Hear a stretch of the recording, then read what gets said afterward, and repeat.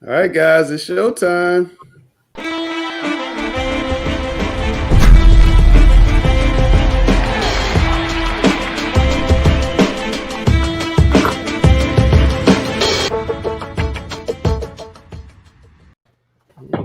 Man, we got a special edition of Talking Preps tonight. I got the whole crew.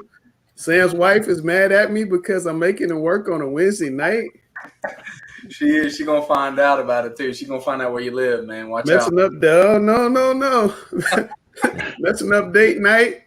We got Chris back from a party he was going to. No, the party got canceled because I had to come be on this show, and I'm going to be missing out on the NASCAR AllStar race. But hey, it's okay. Yeah. It's not a party without Chris. That's right.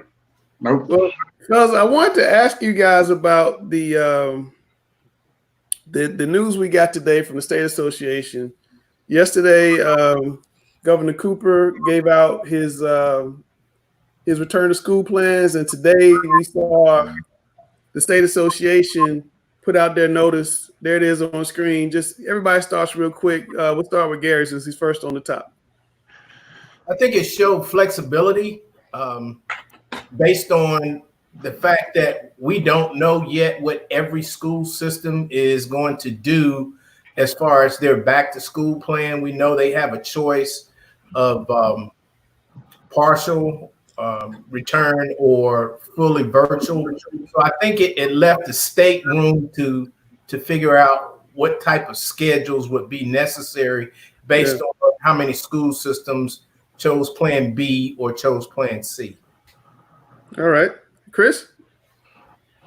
Yeah, I mean, I think that kind of in concurrence with what Gary said. I just think it gives the state options to North Carolina High School Athletic Association. I just felt like they've got some options based on what the school systems did, and I go back to what they put out today, and they at least starting at September 1st is kind of the key words to look at. But I think it's a positive sign. Looking at the numbers a couple of weeks ago, man, I wondered if we'd ever have an opportunity to go back to school. But I think this is all trending in a positive direction. So I'm anxious to see where it goes. All right, we're going to get the coach's thoughts on this a little bit later. But Dale, just your thoughts real quick before we bring in our big guest. Sure. I think as I've talked to a few people about this, people still want to see a true plan. I think this shows how complex things are and how hard it's going to be for them to do that. And I do worry just a little bit that we're seeing the line moved again by the announcement that was out today. Kicking the can down the road a little bit? Yeah, kicked it another few weeks, month actually. Well, we have somebody who may have some insight on these types of things. We got Andrew Houlihan, the superintendent of Union County Schools. Andrew, thanks for joining us. I think you have your mic on mute. There you go. You're off mute. Thanks for joining us, Andrew. Welcome to the show. Yeah, man. Thanks for having me. I appreciate it. Man, it's awesome. My superintendent since July 2016 came in from Houston Independent School District. You were an elementary school teacher in Wake County. Is that right? Yeah, I taught at an elementary magnet school, taught second grade for 4 years. Yeah, and then you went to you got your undergrad at Elon, master's at Columbia Teachers Academy, and you got a doctorate from University of Texas. Now, Sam, you always say that you have a doctorate in football, but we got a real doctor on the show tonight. There's a difference between a doctor and a guru. You know what I'm saying? Bryce will find out a little bit more about that later. Here we go. Well, last year, the good doctor we have on our show tonight was Superintendent Watch by the National School Public Relations Association. He was one of 14 nationwide and the only one in North Carolina. And Dr. Houlihan, we're going to let Chris Hughes begin with our questions for you. Hope you have fun. Well, Dr. Houlihan, I appreciate you being on board and being having some experience in Texas. Spent a few years of my life in Texas, so hook 'em horns. But anyway, how good is the one-to-one program you guys have in Union County to where the system provides a digital learning tool to students? And to go 4 days on, you must really have a lot of confidence in your remote learning program and each student's ability to have their own device and their own internet. Yeah, I mean, it's going to be a challenge. We all recognize that. I think our back to school plan is focused on the fact that our teachers, our parents our principals really wanted to have the ability to touch base with kids at least once a week. We know that we're starting small. I kind of look at our voluntary summer workouts with our athletes right now on, let's get this thing right out of the gate and start small, and then, gradually build this into a larger situation if we can. So that's really the intent with regards to safety in mind. We did make the decision last night to go ahead and give additional devices and hotspots as needed to second grade. So we will now be a 1-to-1 district in 2nd through 12th grade. We are all going to be on Canvas as our LMS. So we are confident that the differences that you saw from the spring, particularly with the remote learning, it's going to be much different when we get to the fall. That is our expectation. Dr. Houlihan, again, thanks for joining us. This question is going to be about social media, and you're a little bit more active in social media than, say, some of your counterparts of what we've seen, and certainly something we'd like to see around here in the Charlotte area. What is your motivation for that? What drove you to do that, and what are the gains you see out of that? Yeah, I think the more that we can communicate and be transparent with folks, the better. I think that we have to embrace the fact that social media has become a strong communication medium for not just folks in our generation, but across the globe and across all generations. And I just have always viewed this to be my platform and a way to communicate what's going on in our school system. I love reading different research articles and pushing things out that can help educate not just our parents and our community, but also our staff. Our staff has taken, our principals and teachers have taken a hold of social media for the purposes of learning. I think it's a great professional development tool. And the bottom line is we know that our parents and our kids have embraced social media, and I think we as adults have to embrace it as well, mostly to communicate ways that we can learn and get better, and also to communicate our expectations and updates for the school district. So it's just another way to keep informed and to let others know that we want to keep you informed as well. So, I'm a big Twitter fan. I just got on Instagram in August of this past year. I don't have a Facebook account, but Twitter is probably my go-to. Twitter is also my go-to, Dr. Houlihan. Jonathan Grice here. Just how hard is it for you to make these comprehensive decisions? I mean, we talk about so many factors and so many decision points when you're discussing, having school and, whether it's going to be virtual or whether you're going to utilize remote learning in different fashion. No one's really going to love whatever answer that you choose, but could you give us some insight into your decision-making process? Sorry, I'm sorry. I don't know if it was on my end or your end, but I could not hear the question. All right, yeah, no problem. So just wanted to get an understanding of the insight into the decision-making process as it relates to, determining at what level kids would go back into school. So we talk about having school, as far as remote learning or having some sort of in-person expectation of kids in classrooms. Again, sorry, Coach. We might be having some technical difficulties. I can't hear. I'm sorry. It might be on my end. Dr. Houlihan, I'll try to restate that for him. And he just wants to know how hard it is to make these decisions with no school, remote learning, in this environment. No one has I've got his question right here. No one is going to have to love all the answers, but just wants to know what you have to come up with. Okay, great. Thanks. Yeah.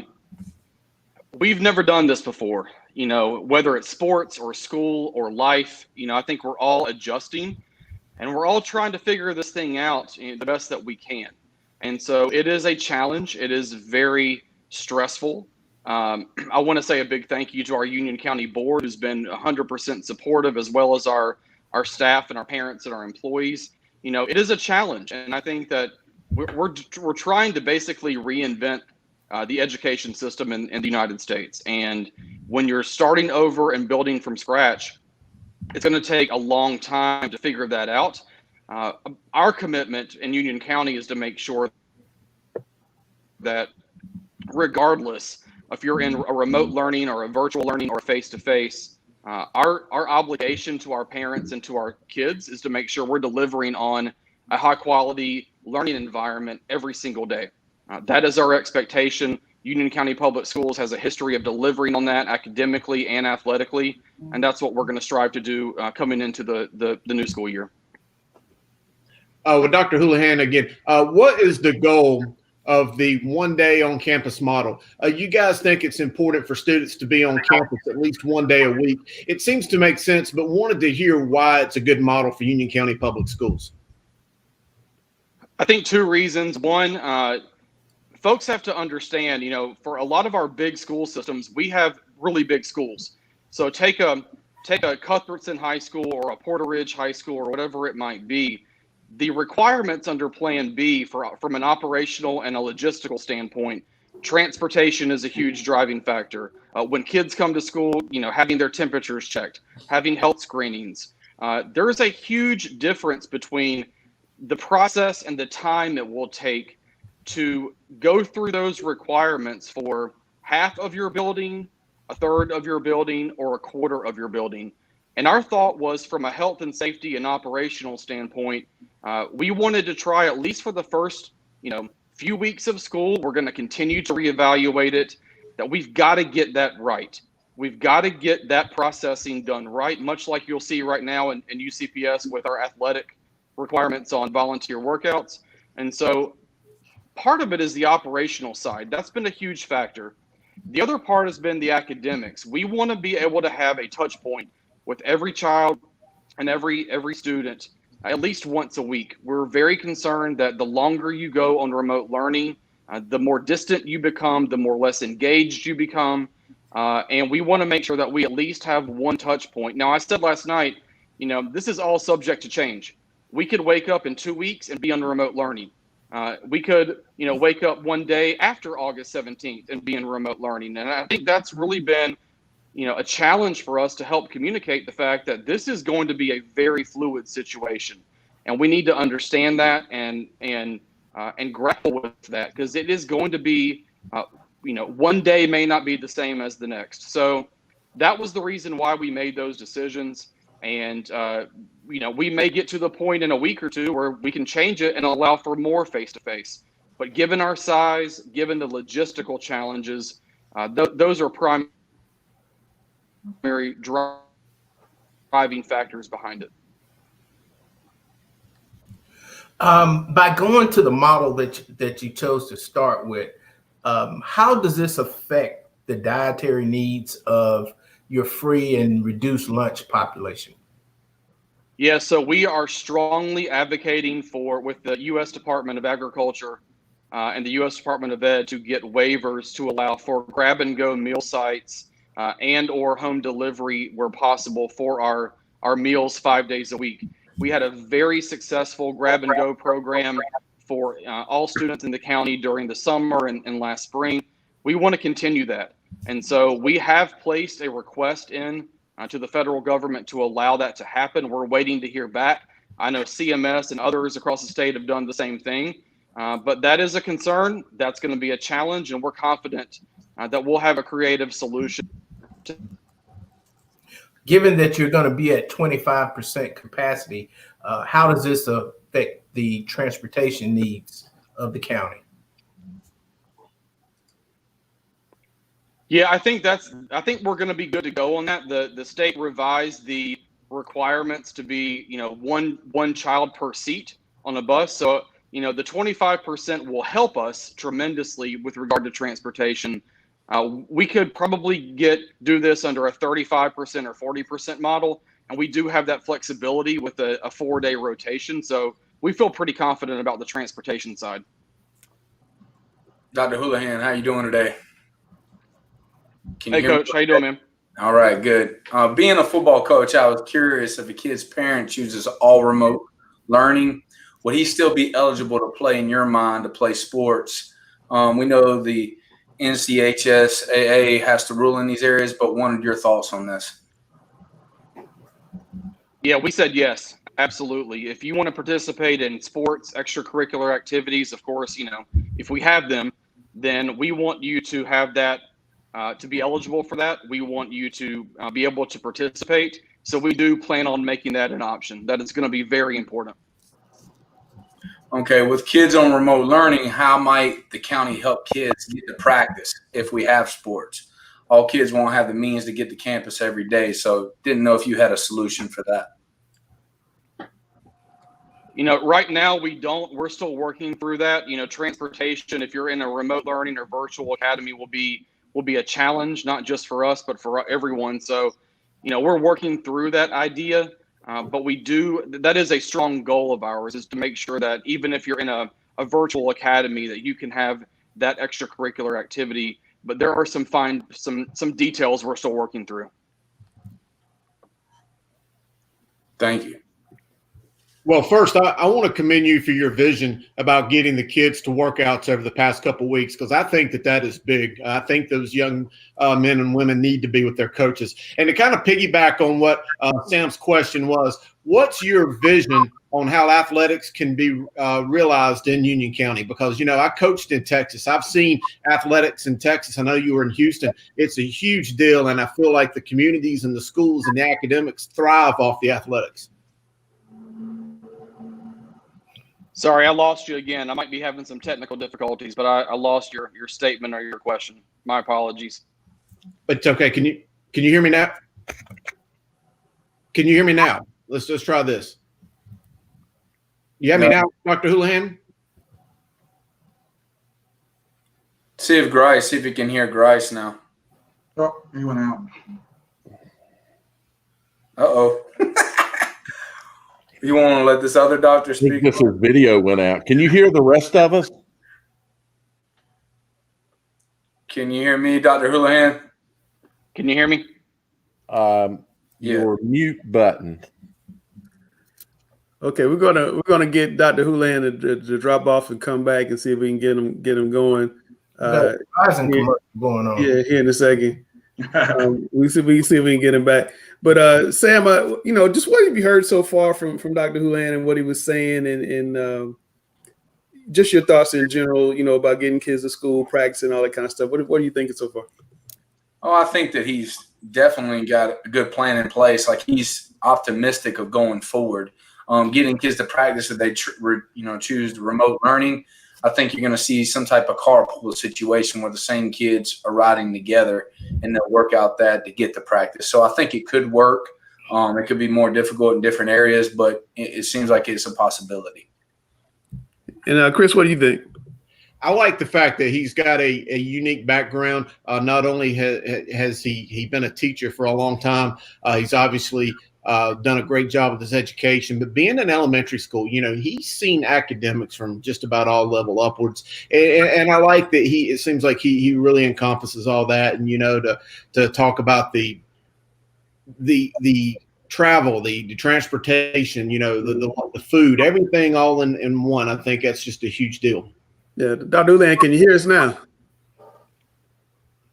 Can you hear us now, Dr. Houlihan? Yeah, sorry, I don't know what's going on. Okay. Who had that last question? Was it Chris? I'll repeat my question again. Can you hear me, Dr. Houlihan? Yeah, can you hear me? Okay, Yeah. I got you. Great. Okay, great. Well, first, I wanted to commend you for your vision about getting the kids back to workouts over the past 2 weeks, because I do think that is big. And to piggyback on what Sam's question was a second ago, what is your vision for how high school athletics can be realized in Union County?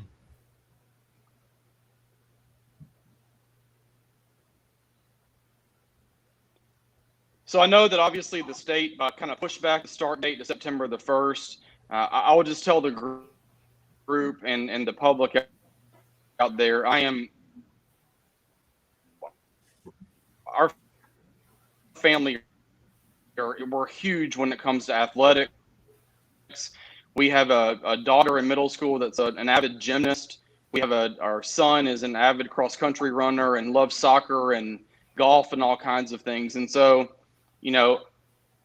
I don't know what will end up being decided, but what I will say is I got to believe that there can be some creative, innovative ways to figure this out. Do I have some concerns about major contact sports like football or soccer? Yeah, I do. Because because I want to make sure our kids and our coaches are protected and are safe. But there are some other really innovative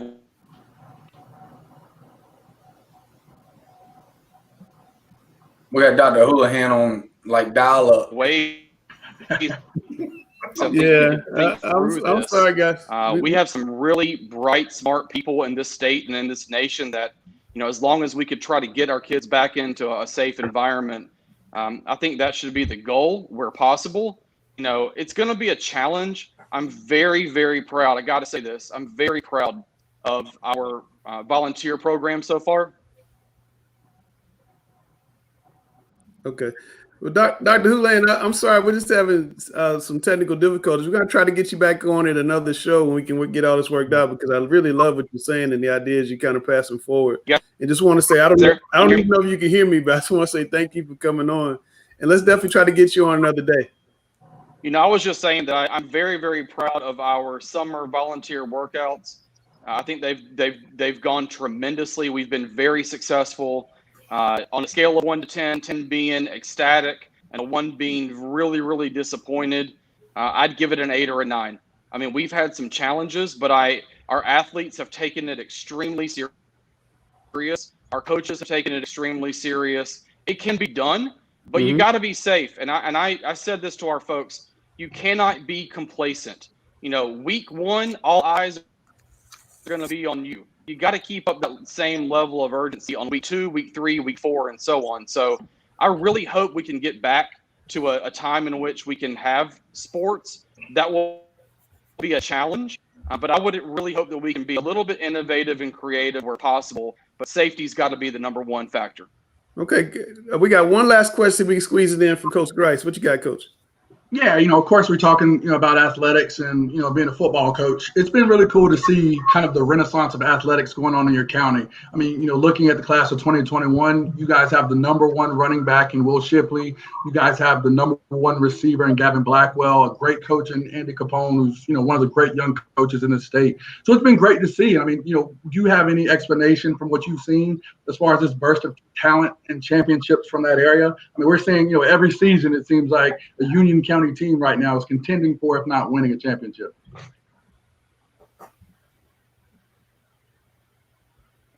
Yeah, I mean, all I can say is we're blessed. We have great coaches. We have great families. Very, very proud of our athletic programs.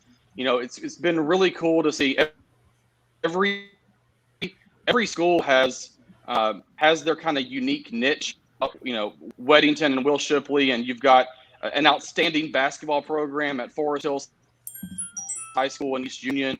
I mean, it's been a tremendous asset. Piedmont High School has a phenomenal wrestling program. So we take a lot of pride, not just in academics, but in our athletic program. And it's been one that, we're kind of all in. And our folks begin in middle school and even as far back as elementary school with the number of travel leagues and rec teams that we have. It starts at home and it starts in those leagues at a young age, and it grows. And so got to give a shout out to our players, to our student athletes. And I always will say there's a reason we call them student athletes, because they're students first. And I'm very, very proud of all of them. All right. Well, Dr. Houlihan, thank you so much for joining us on the show. Best of luck to you guys in Union County. I mean, I think you guys are knocking it out of the park. You win the state championships, you're winning awards, you're putting kids in college academically and athletically. So you're checking all the boxes. So thanks a lot. Thank you. All right, man. Appreciate it. Take care of yourself. Thank you. Live TV, fellas. Live TV. Andrew Houlihan. Had a little technical difficulties there. We got to get a Spectrum sponsorship so we can get these guys on. Send them out to his house. Coach Bailey, I know you can hear me in the background. You got to come off of mute, okay? We're gonna bring you on. My man Richard Bailey from Scotland County. Coach, South Carolina voted today to push back the start of practice to August 17th and start a 7-game season in September, maybe October. Would a similar plan work in North Carolina? Yeah, I think it can, and it's something that I've been looking at, and I know a lot of coaches around the state are looking at.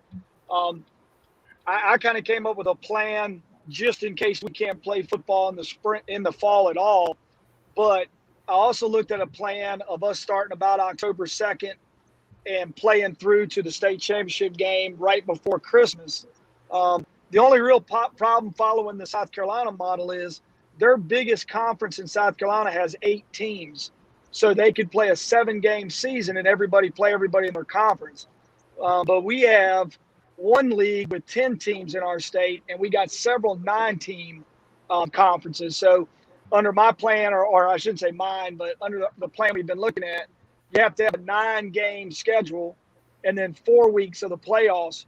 The only problem is if you start October 2nd, that puts you playing the state championships on Christmas Day, which I don't think anybody's going to want to do. Work, Coach. That's probably not going to work. That's the best gift ever. Ain't it right, Sam?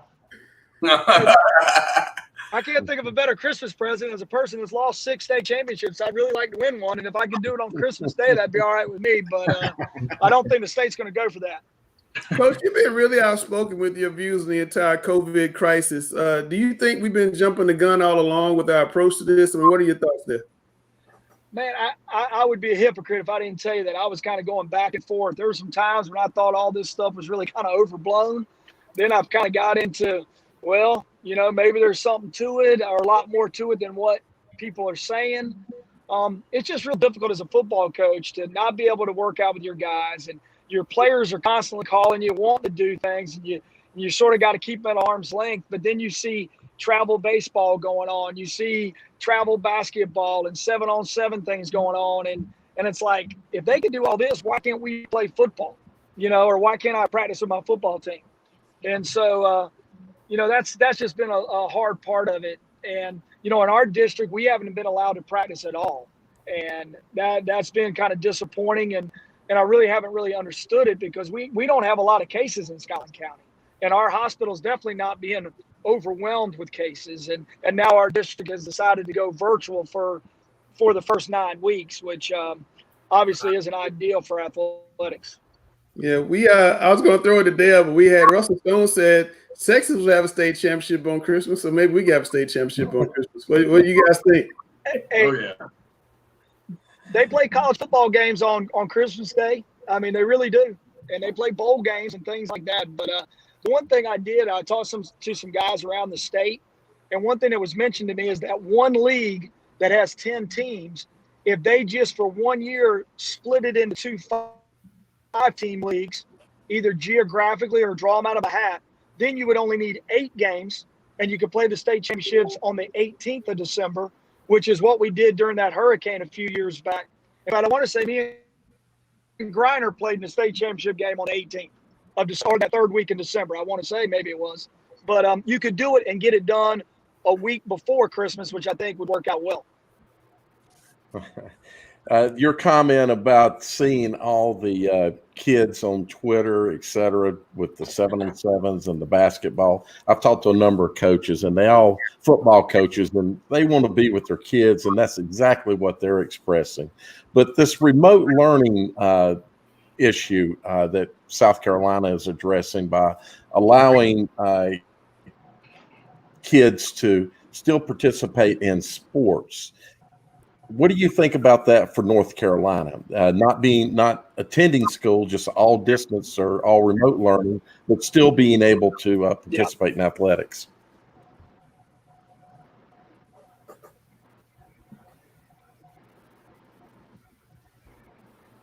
All virtual for the first 9 weeks. They said at our district that would not, preclude them from being able to play in athletics. And I don't think you can punish a kid for his family wanting to keep them at home or being made to learn at home, like in Scotland County. I think the kids, I hate to say it, we play 2 football games before school starts normally. They're not in school then, and we're playing games. And the state championship baseball games are played after most schools are out for the year. So I don't think you have to be – our athletes will find ways to get to school and get to practices. So I don't think them – as long as they're still virtual in the school that they're playing sports for. I mean, I don't want to be virtually going to Scotland County but playing for Richmond County. But I think there's ways to work around that. Well, Coach, Chris here. I hope you're doing all right. I know you're driving. You probably can't see your screen. Well, my wife's driving, so I'm taking my life into my own hands right now to do this interview because my wife's driving us to the beach right now. So I'm a little nervous. Well, hi, Laura. And by the way, I've got a helmet for you, and I've got one from Bird for Laura's school behind us because we had some great I battles like back in the day. Good backdrop. I used to have a Jack Britt helmet, but I gave it back to somebody. But anyway, do you think that we're doing the right thing here in North Carolina today, or do you think that the ruling that has come out is really just kicking the can down the road a little bit more, or both? What's your thoughts on how we're moving forward? Well, I understand Q's got tough. It's a tough decision. I've heard Coach Grice talk about that. Q wants to. I really believe Q wants us to play football. She wants to find a time for it to get done. I've almost disliked these little when she says we're going to be able to do this on this date, because then my kids get all excited, and then when we can't do it and we move the goalpost again, it's like, I'm having to break their hearts all over again. But I understand what she's trying to do. She's trying to stall a decision as long as possible. As long as while we're delaying, we are preparing to either be able to play some kind of abbreviated season this fall, or like I presented a plan that we would play football from mid-January to mid-April, and all the other sort of fall sports would go in that little time frame. And it works out, and you're able to get a 9-game schedule and 4 weeks of playoffs doing it that way. So if it doesn't work this fall, we got to be able to switch gears and move those sports to that little January to April time frame. Again, assuming we can get basketball in, which we can, as long as we start them by the mid to late October.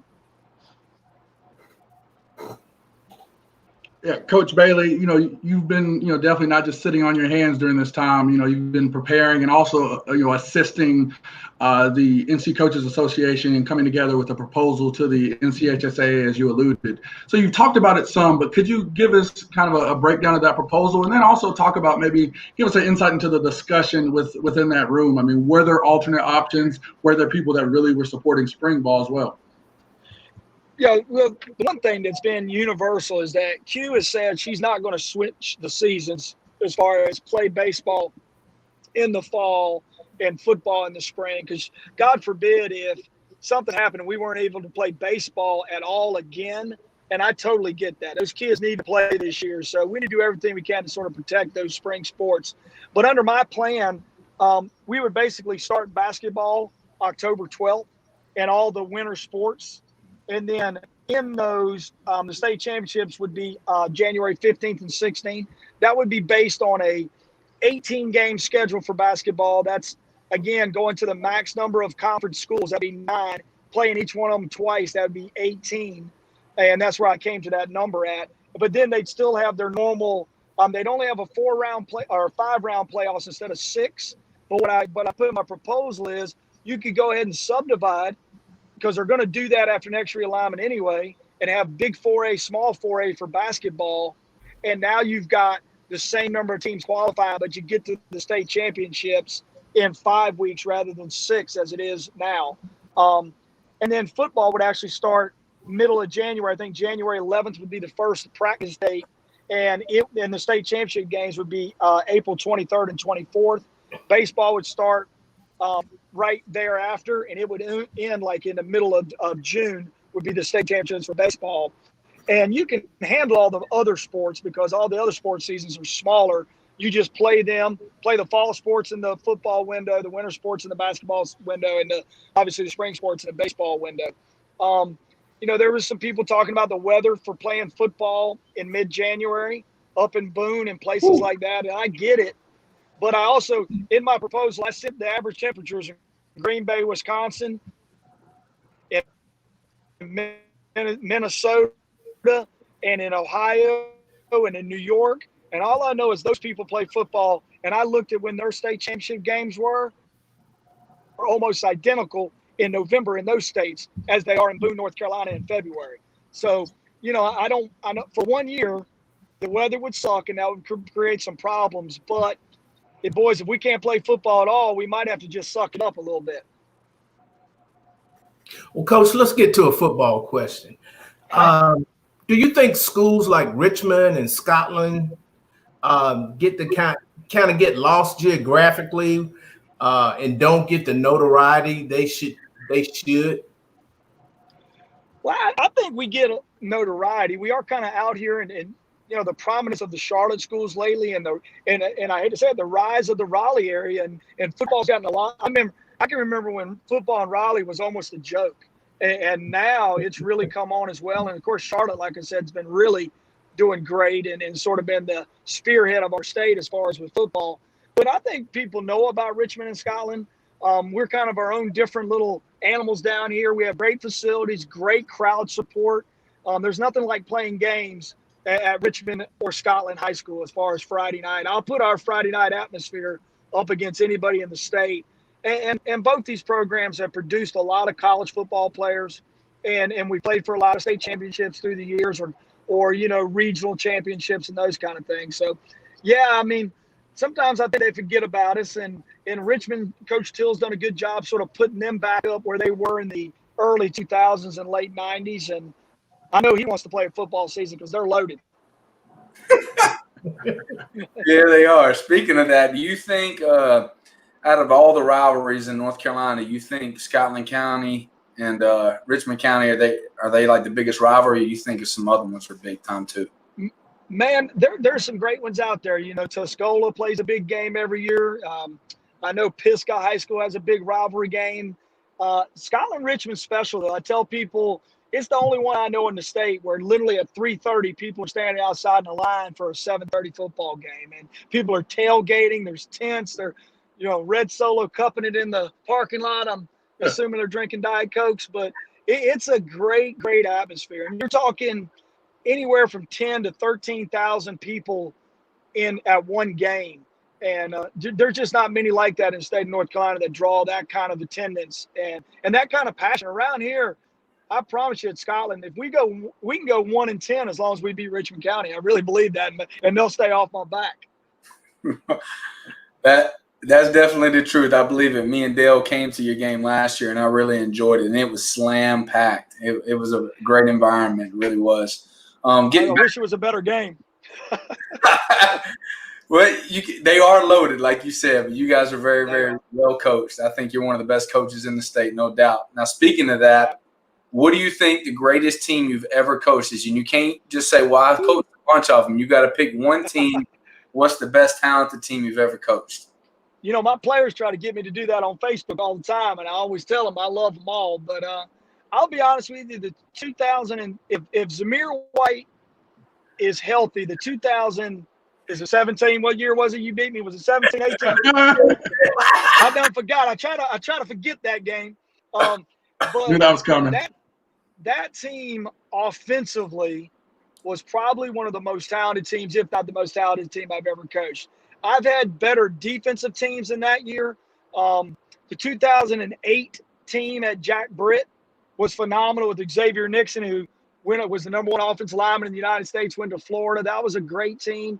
And Jalen Ratliff, the 2013 team that lost to Dudley, that was a very explosive offensive team as well. But if I had to just say, I'd say that 2017 team that you beat might be the best team that I've ever coached. But again, we weren't great. We were good on defense. We weren't great on defense, but we were good on offense.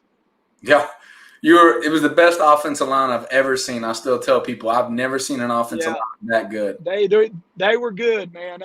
Like I said, I had some good running backs, but I'll be honest with you, just average running backs would have got a lot of yards. When Zamir was playing, it was something special to see. But, yeah, that was a great offensive line group. Without a doubt, that was the best offensive line group that I've ever coached. Without a doubt. Just to piggyback off of that question, I'm hoping you're going to say us, but what do you think the most difficult loss was you ever had? I would say actually the 2008 loss to Richmond County, because we basically were one first down away from a state championship, and we fumbled on first down trying to run the clock out. I couldn't take a knee because they would lead because they had a few timeouts. We needed one first down, and we literally fumbled on first down, and they went down and scored in under 2 minutes and beat us. That was probably the most gut-wrenching one. Losing to y'all was disappointing because we were really good that year. But losing Zamir hurt us, but you guys had a great team. I mean, you guys had a great team and a lot of talent that year, and you guys were well coached, and you guys sort of became a team of destiny that year. And it's hard once that thing gets rolling to stop it. You guys had it rolling. Well, I appreciate it. Like I said, you're one of my favorite coaches all the time, and you're a great man and even better mentor to young people. So appreciate everything you do. Well, I appreciate that, Sam. Thank you. Look up Richmond County this year, man, because You're smacking on desk and stuff. Though. Be careful. Yeah, Tayl's about to come in here. He's about to come from the I thought backstage. Taylor was going to jump through the TV the other day, man. I was scared. Sanford is what will end up happening is we only got 8 conference teams, so we're going to have 7 conference games. You watch, they'll make me play Richmond twice just for the gate. I don't want to play Richmond twice this year. Once is enough. Coach Bevy, before we let you go, I ask everybody the crystal ball question. In your crystal ball, do you see us playing football this fall? I see us playing football this school year. I cannot say for certain that we play this fall. I'm hopeful though. I see some things that make me think that we can. We need the science to start getting on our side a little bit, and then the spread of this thing to slow down. But I think we do. My crystal ball says we're going to find a way to play. I don't know how many games, but we're going to find a way to play football. Awesome. Well, Coach, listen, have a safe trip down to the beach. Thanks for joining us. We'll catch you soon.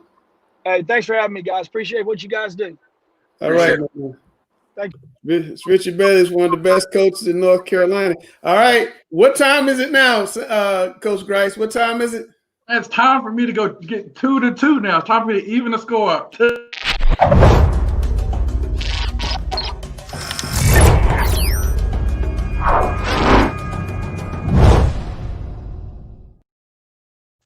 Just wow. I mean, we got a big budget here. Look at that. That's amazing. Right. You guys got new graphics. All right. Those of you at home, get ready. Get into the comments. Tell us your thoughts. Coach versus coach. I'm going to get out and let you guys go at it. I'm just going to put the questions up on the screen as you guys get done. Look at the questions. Move on to round. We got 4 rounds. Move on to each successive round. We're going to start with Sam Griner. Can high school football teams, should they be allowed to wear white at home? Yes, they definitely should be able to wear white at home if they want to, but I think it need to be told to the other team at least by Tuesday. But if there's like some type, they have like a whiteout night and everybody wants to participate in it, I think it'll be a cool thing to do at home and everybody can participate in the stands. Hopefully we can have people in the stands and it'll work out that way. Absolutely not. There's no point to wear white in the stands. Like, let's keep everything the same. We have all these things to worry about with kids keeping their stuff together, making sure they have the right socks. You know how many times I get asked for socks on a Friday night? Like, let's just keep everything the way it is. You wear your dark color at home and your white on the road. The all-white jerseys with pants combo on the road is still one of the best things to me about high school football. As a player, I loved wearing all white, going to someone else's place and going to get a key victory. No need for us to have to worry about wearing white at home and having to worry about decisions. And then we struggle with getting tape on time. So someone Wednesday, Thursday say, oh, we want to wear white, and having all these changes and additional things to argue about. Keep it simple, play the game, keep the jersey the way it's supposed to be. You just won the argument. You said white on white is the best looking uniform, correct?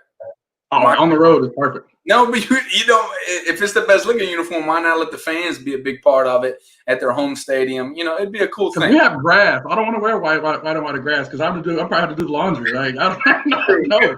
That's a strong point. We got turf, so I think it would be cool to have it at home. Yeah, good call. All right, topic 2. You want to go first? You want me to go? You can go first because this is going to be for me. Hey, the point is, like, playing up tempo. I always tell people you get more opportunities with more plays to make big things happen.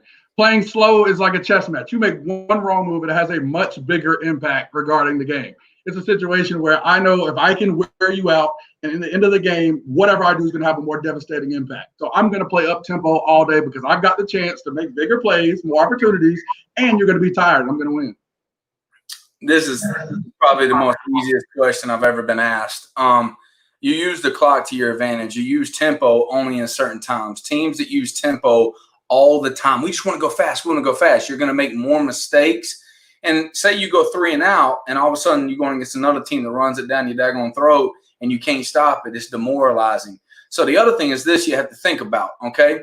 Name a big up-tempo team that goes up-tempo all the time that's won the state in the last 5 years. I couldn't name one. The reason why is this. up-tempo teams die out towards the end of the year when you start getting into the playoffs, because all those extra reps you are wanting, it's like wearing down your tires. You don't have any tread left. And so eventually now you've played 2 or 3 more games than other people have actually played because of the reps. And I think more injuries. And I think there's times to use tempo. But if you're just an up-tempo team just because you feel like you're going fast and you're a smarter coach out there, it's actually not smart. So, All right.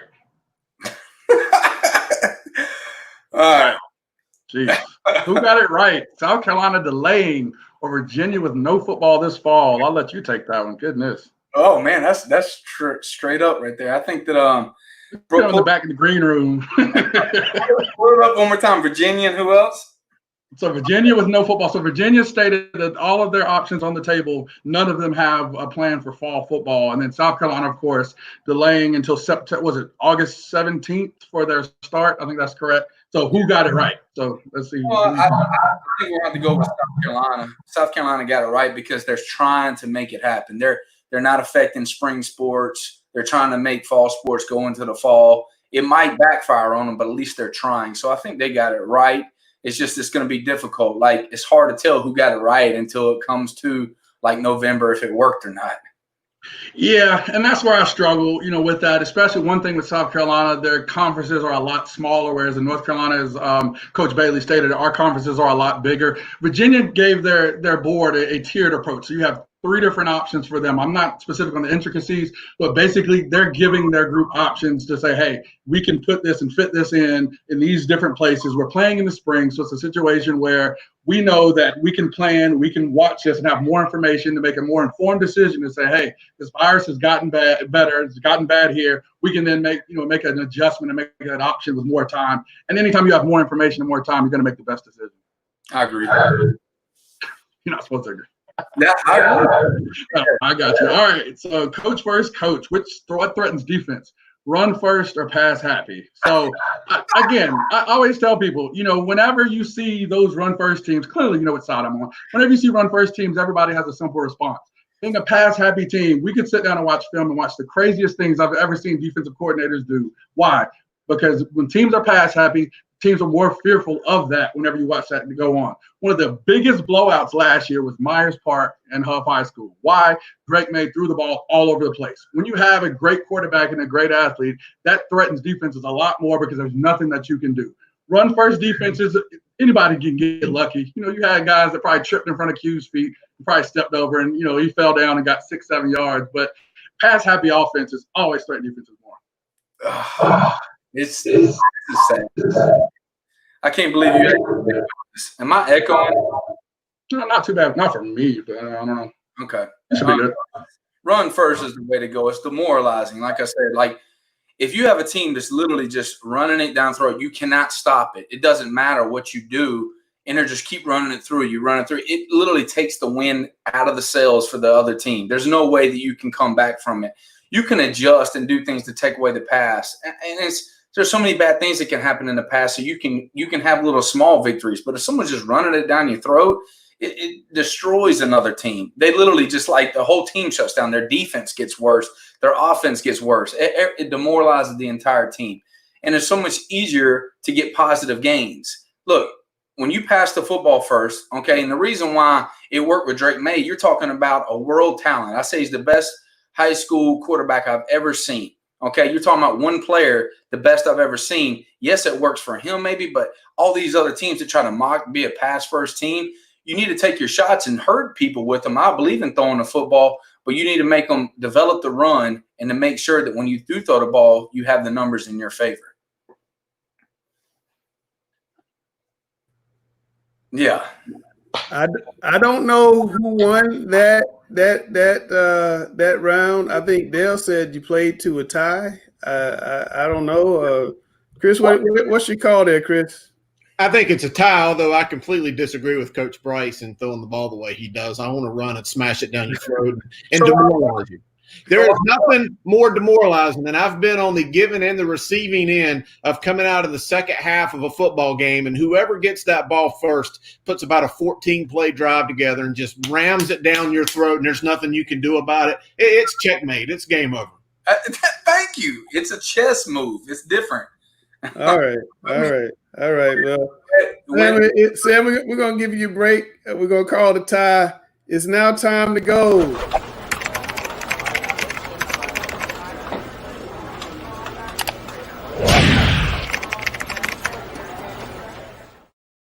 Woo, man, I like that little intro, Langston. That is awesome right there. I got the little Google page. I like it. Hey, I'm wearing this shirt today, North Carolina Coaches Association, because today, July the 15th, 2020, should be the night. In fact, as we're speaking, kickoff in about 10 minutes would be to the EastWest AllStar game. And there's about, I think, 66 or 70 some guys who would have been playing probably their last high school football game tonight. So I wanted to bring that up because now that we've had the COVID pandemic and we've got guys not playing, and now that we've kind of adapted to a little bit of a new normal and not seeing high school football being played in the traditional sense that we've had, and we can take it back. Now, I want to be at the Coaches Clinic this week, but, you can take a step back and see how not having this EastWest All-Star game really looks like. And I think it's time to completely reevaluate playing the EastWest All-Star games this time of year. I've been a huge part of the Shrine Bowl for about the past 11 or 12 years. I've been really fortunate to see just about every snap of that game for a long time in my life.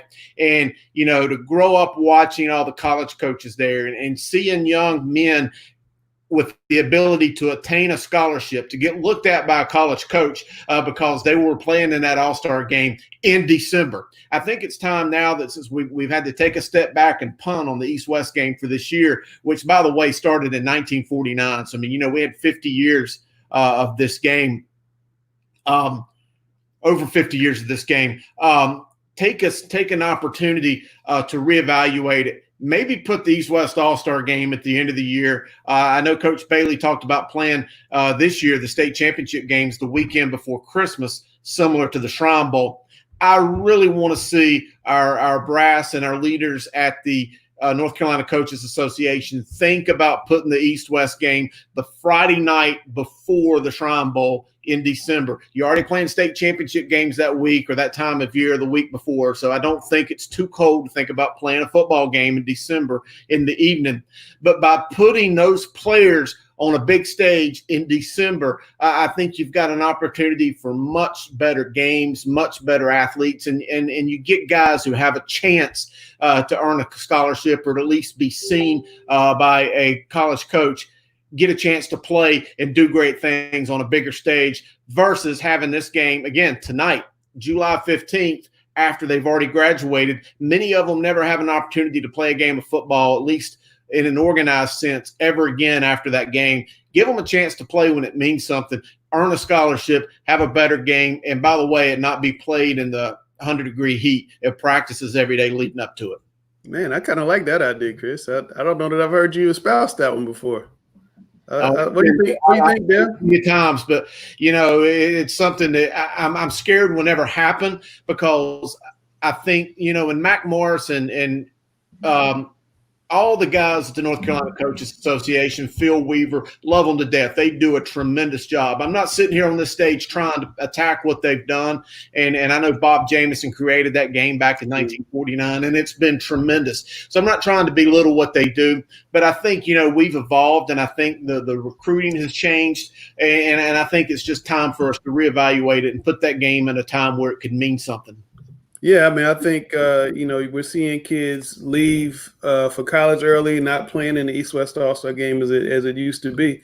But Chris, thanks for taking us to Chris's Corner. Now we got a new segment on the show. It's the 2-minute warning with Gary and Dave.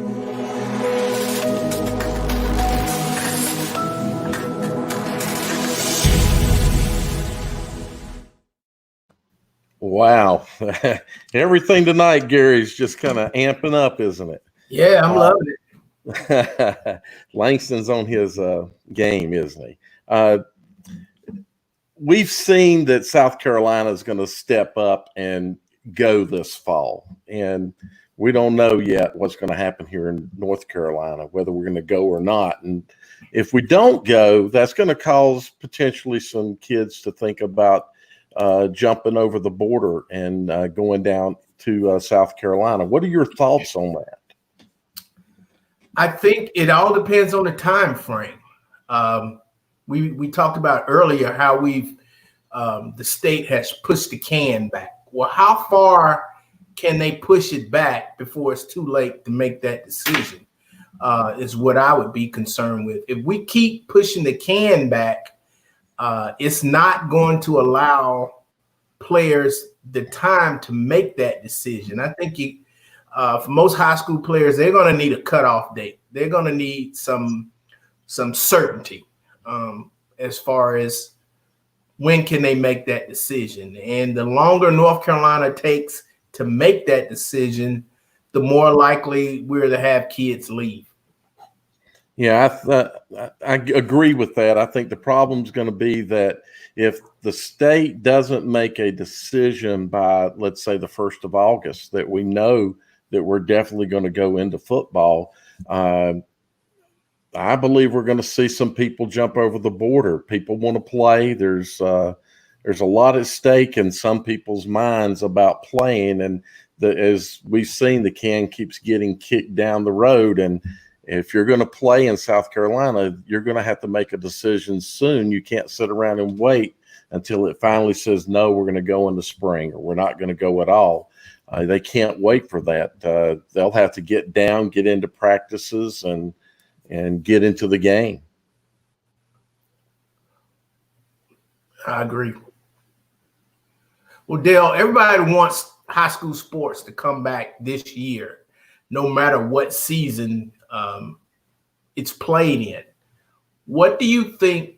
What role do you think kids play in helping that decision get made as to when we're going to play, and what can they do to help mitigate the spread of this awful virus right now? So I'm a bit concerned by what I've seen on Twitter, which it seems to be where I see more of it, with all the activity that's taking places, the camps and everything that everybody's going to. I think that there's potential to pick up something and maybe bring it back to their team or themselves to get sick. And I believe if we really wanted to be serious about playing this fall, all the kids should have shut down. Now, I think some kids have taken it very seriously. They're doing their workouts in kind of a self workout fashion versus trying to get together into these big groups. So it really worries me that some of the kids have not taken this seriously or seriously enough, and it could potentially impact whether we have fall sports this year or have sports at all. Yeah, I agree, Dale. One thing I would advise the kids, if they're going to compete in 7-on-7 leagues and AAU basketball and travel sports, I think they need to make sure that when they compete, they are actually competing for coaches, that college coaches, that somebody's watching, that somebody's filming. I know the colleges can't go out right now, but they can look at film. If they're going to be competing, I think it needs to be not for fun, but to attain a certain goal. So somebody needs to be filming these competitions. It needs to be against quality competition so that this film can get out to the college coaches. I don't think, if it's not getting to the college coaches, I think they need to cut back. That's an excellent point, Gary. So with the I didn't know we had another one here. Sorry, got caught off guard. But we saw an announcement today about September 1st now. We're moving from August 1st to September 1st. And based on that, should CMS allow summer workouts now, since the can's been kicked down again, but still there is a possible date? What do you think? I would be in favor of waiting. I don't want to build these kids' hopes up. I know that's not what they want to hear. I think the best practice would be when they open school, all these athletes, they take PE or they take weight training classes. I think they'll get more out of working out in their weight training or PE classes than they would get in a 45-minute workout where they have to go through all these protocols just to get on the field. And then they have to go these protocols and they stay in these pods. Whereas if they're in class and they're with their coach or an assistant coach, I think they can get more done at school once school starts on August the 17th. So my thoughts are that maybe if it looks like we're going to go to school here and we may have a start, this might, I don't want to use kids as guinea pigs, but I think there's a balance here of needing to give those kids some opportunity to be together in some manner, not for the acceleration of whatever sport it happens to be that they're competing in, but just having that fellowship and a sense of being and doing. So I kind of believe that CMS should consider letting summer workouts take place, assuming the coaches, and that really should be a decision brought together by the coaches, because there is, as you mentioned, there's all that protocol of being able to get everyone in and working. Some of the smaller sports can handle this, but the bigger sport of football is going to be a big that's a big mess of things, like you say, with the pods and everything. So that's it. Sam, what do you think? You're a coach, Bryce. You're a coach. You think now that we know that we're playing on September 1st, you guys should be allowed to go out and hit summer workouts and at least get started a little bit? It'd be nice to get started, but like you said, you got to stay safe. We don't want to get it wrong. We want to make sure that we have a good plan in place instead of just going out there. Hopefully they're developing that plan so that we can be safe and maybe get out there a few weeks before September 1st. That'd be nice. Grace? Yeah, I mean, what's the holdup? I mean, I think, Sam's done the COVID training. I know my head coach and a number of other coaches have had that training. The same procedures have been in place. The all of the, I guess, materials that they were preparing to provide to all the CMS schools should be here by now, and I think ready for deployment. So with all of these things being done, and we had Mooresville and Lake Norman, being able to safely operate and not have any cases there. Union County is continuing to do that. So if we're seeing all of these great examples of people being able to practice in phase one safely, I think there's no reason why we shouldn't go ahead and get out there and be with our guys and allow them to see us and kind of get ready for football. Chris, you see the comments right there from my man Jupiter Wilson from Hickory Ridge. What do you think? I mean, is it going to be harder for coaches when you're only seeing kids once a week? I think it is. And as long as the coaches can go about the protocols, they've learned the training, they've went through, they know what to do to protect the young men and in some cases women here with football as well. The kids need to be in school. They need to be on the practice field. They need that interaction. We heard Zach Massey the other night talk about the importance of the mental health aspect of these kids. They need to be there. They need that interaction. In a lot of cases, it's probably the most leadership and caring and nurturing they probably get sometimes is with their classmates and their teachers and their coaches. I think they need to be there. And, I think it is hurting the kid not to be there. And you heard Mike Newsom last week. I mean, he wants to be there as well. He needs that interaction with the kids. And if you can do it safely, then I think it needs to happen. Guys, I wanted to ask you about our first guest. It sounded like he and his team has put together a very good plan, at least for getting students to school and back, and has a high concern about getting the athletes and having the athletes do their things. And I just wanted to get a quick thought from you guys. And my statement is that I sure wish we could see similar kind of response out of CMS and other districts, certainly. So, Gary, or whoever wants to say something. Yeah, I mean, I can say something. I think that his plan did seem like it had some optimism that seems like it could work, and I like to see. I think CMS is just so big that they want to make sure they get it right. I understand taking their time, but we're getting to the, the due dates of we need to know what we're going to be doing so we can really prepare for it. That's the thing. The thing that hurts people the most from some conversations I've had over the last couple of days is nobody knows what a plan is. There's is anybody actually working, or are they just kicking the can on down because they can't come up with a plan? It's obviously a huge task to come up with, and especially for a district as large as CMS. But we need to know that something's being done, I think. Well, the one thing I'm worried about too is like, say we're going to go to school. So say all teachers have to be there every single day throughout the entire week, but we only see students in CMS for 1 week, then we don't see them again for 3 more weeks. Rough to say. What about teachers that have their own kids that are in elementary, that they're just sitting at home while I'm going to teach? Like, it seems like it's going to be very difficult to work that out. That I don't understand that. Are they going to give us a pay bump to pay for daycare? I mean, what are we going to do?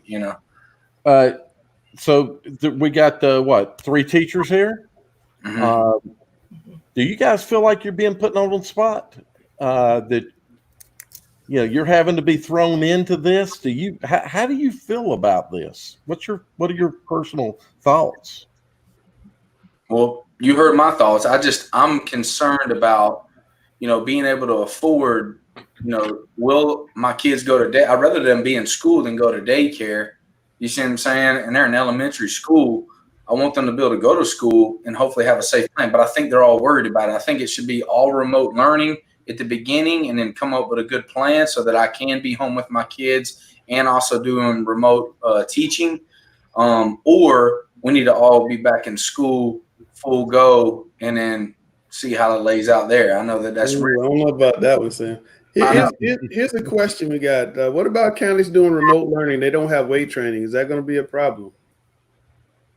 No different than what's going on right now in the summer. You find a way. You had Coach Teal talk about that. If a kid wants to get better, they can take advantage of this and get better than other student athletes. It's just, what is the will in their heart to do that? If you have to have a coach tell you to work out on your own, you don't have to have weights. You can watch a video on YouTube and I can get a workout in without any weights. So, all right, Gary, everything you've heard this week, South Carolina pushing back, North Carolina pushing back, Virginia saying we may not play football, period, definitely not in the fall. What are your, overall encompassing thoughts about just everything? School reopening, how we're going to reopen? I don't know what CMS decides tonight, but they're looking at, 2 possible plans. I know this is crazy, but just kind of where's your mind at right now? I mean, if you look at Virginia, North Carolina, South Carolina, and North Carolina's caught in between. Virginia says we're not playing football in the fall.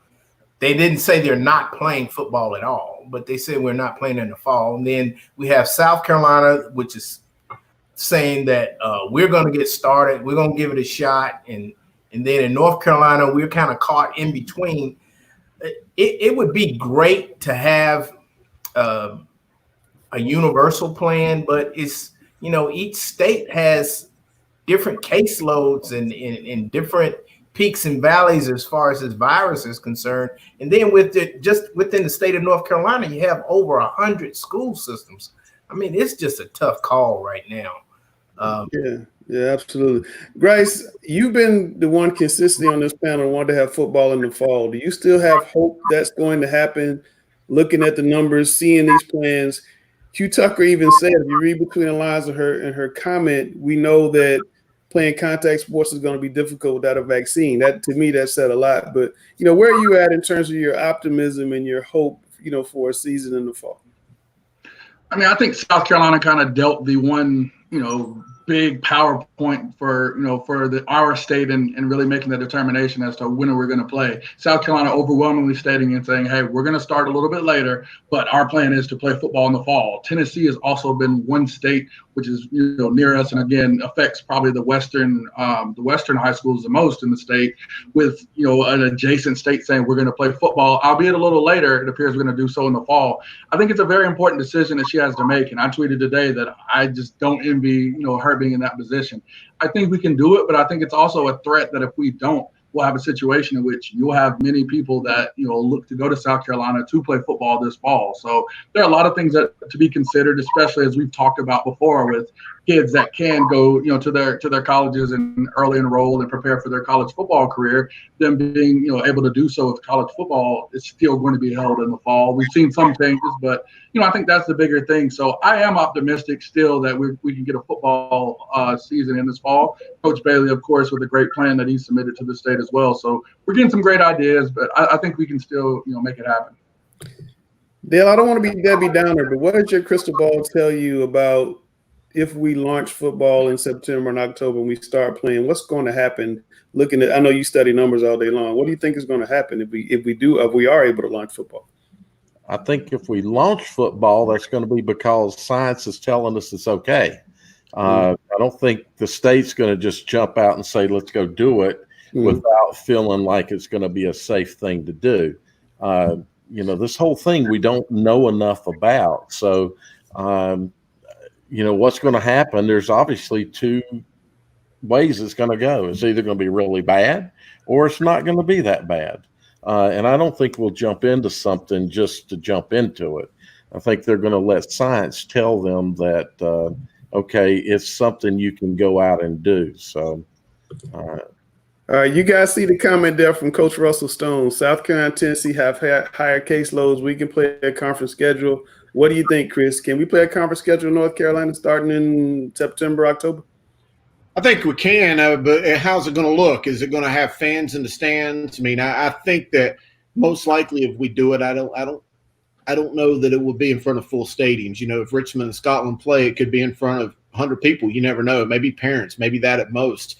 I think it could still be done, maybe. And I think there's ways you do it safe. But I keep thinking that if you can't have max amount of kids in schools, if you're having to break it up in A days or B days or however they're going to have to do it, how can you expect to have full stadiums full of 3, 4, 10,000 people and completely protect each other and social distance and so on and so forth? So I think that you can do it, but I just don't see any way right now. And I hope that I'm wrong, but I just don't see any way right now that it's in front of fans, or not a lot of them.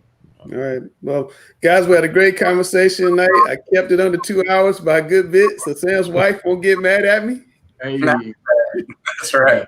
And we're going to see you guys Monday. But Sam, take us home, man. What's on your mind? Just like I said, I'm glad we got to do this again after some of the rulings that we saw. Love being on the show with you guys. I know that I'm going to take a little bit of heat from the wife a little bit, but it's okay. She knows this is important to me. We need to continue to pray. I don't think we do that enough. We need to pray. Hopefully the vaccine comes, or the cases go away. Out of here. The heat beats it and destroys this virus. So I think there's a lot of power in prayer, and we don't do that enough. And so just take the time to do that on your own time tonight, and so maybe we can have football and other sports. All right. Well, hope everybody come back and see us Monday night for another edition of Reps. We got a great show planned for you guys. We have all the guys back. We got all our new graphics, and we're going to turn everybody loose. Check out that. Wear your mask. Awesome grab, man. Awesome work, Slinks. What was that, Gary? Was that? Peace. I didn't bring up basketball tonight. Oh, you don't make that sign. You know all right, guys. what it is.